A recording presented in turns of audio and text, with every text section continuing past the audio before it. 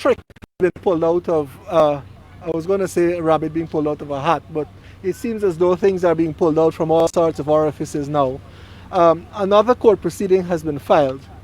I want to say that I have seen a copy of those proceedings, and nowhere in those proceedings has any order been granted, nor any impediment being placed on the Guyana Elections Commission, its members, or its chairman from proceeding.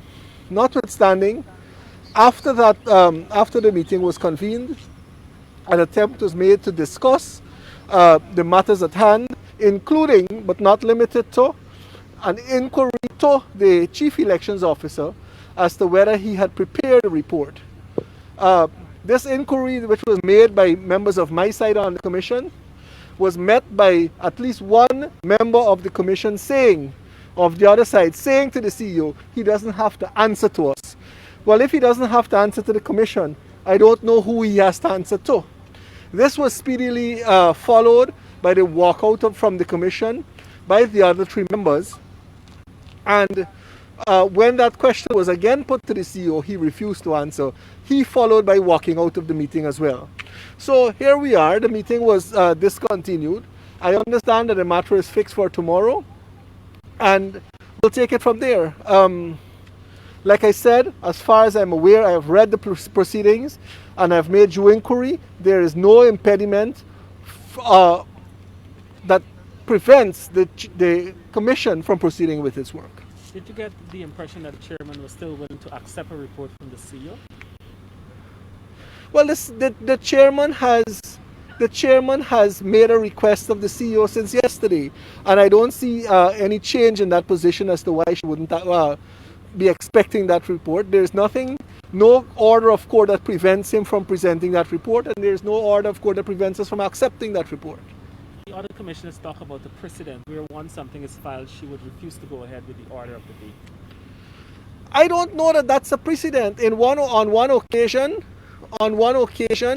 what you had was an order being made stopping us. There was actually an injunction granted stopping us. On another occasion, they didn't turn up. So this is not new, and I believe that at this critical juncture in the state of affairs of our country, it needs to be addressing. We have to stop pussyfooting on these matters and get on with the business of the day. As an officer of the court, is it normal, is it precedent to put on hold anything once court action has been No. If courts have procedures which, if they want something stopped, they grant injunctions. In this case, there is no injunction granted. So obviously there is nothing stopping. Even as an officer of the court, it does not stop me. I do not hold any greater brief because something was filed. If every single day I want something stopped, I would just file something.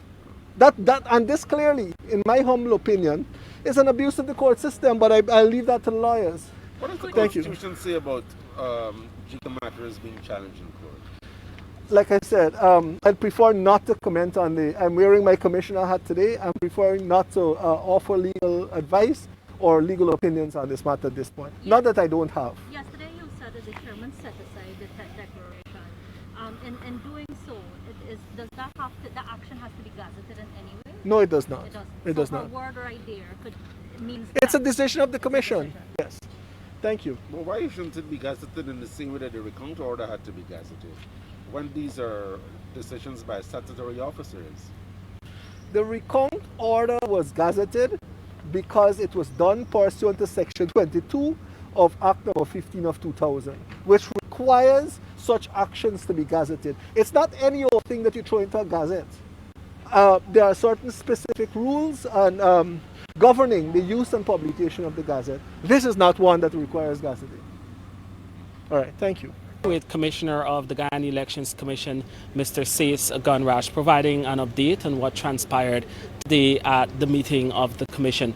Now, let me tell you, first of all, the meeting was scheduled for 2:30 this afternoon, where the Chief Elections Officer was also scheduled to hand in his report to the Chairman of the Guyana Elections Commission, former Judge Claudette Singh. Ms. Singh asked the CEO, Mr. Lowenfield, yesterday to submit his report to her today at 2 p.m. For the third time, she has asked him to submit the report to reflect the recount figures. Those figures should show a victory for the opposition People's Progressive Party by over 15,000 votes. As Mr. Gunraj has said, the CEO refused today when asked by commissioners nominated by the People's Progressive Party whether that report was prepared. He refused to say whether that report was prepared by him for submission. Mr. Sace also told us that the CEO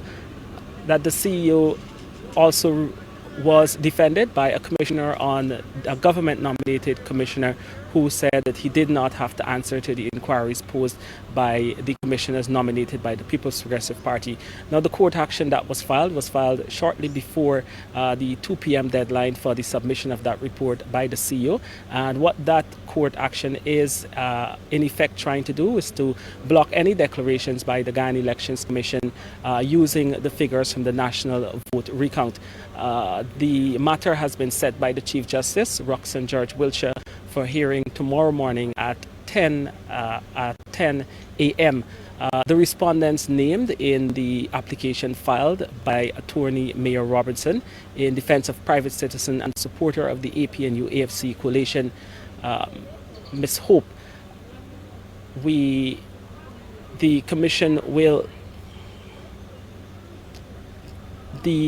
This Chief Justice will have her first hearing of the matter tomorrow. Mr. Gunraj had said that no future meeting of the commission has been set, and the meeting today between the commissioners was not properly called to order because of the refusal, as he put it, of the commissioners nominated by the APNU-AFC coalition. He went as far as to say that they walked out of that meeting, although we have Commissioner Vincent Alexander denying that they did in fact walk out of that meeting. We will continue to follow the developments. We will also be following the court hearing tomorrow morning at 10 a.m. With the Chief Justice on the application filed today in the High Court, which in effect is seeking to block the declaration using the recount figures. We've already had the Caribbean Court of Justice ruling that the declaration of the March 2nd, 2020 elections cannot be made using any other figures but the figures from the recount that was conducted. Again, those figures show a victory for the opposition People's Progressive Party. We've had the Chief Elections Officer putting forward reports where he has dumped votes, disenfranchised voters, to hand the APNU-AFC coalition a victory. The application filed in the High Court is also seeking to prevent the chairman of GECOM, Justice Claudette Singh, from setting aside the 10 declarations from the returning officers at the March 2nd elections, as she has done yesterday. She has set aside those declarations and has only left on the table the certificates of recount from the national vote recount, on which she has asked the CEO to use that to declare his results.